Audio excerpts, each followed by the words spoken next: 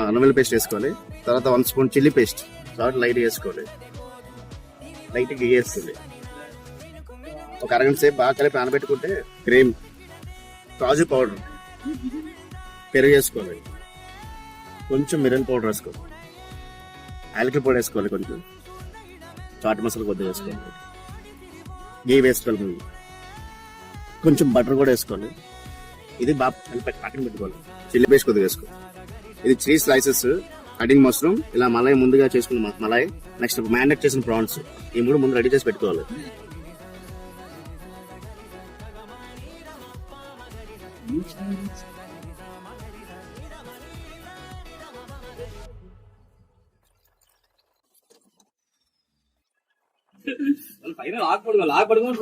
Super.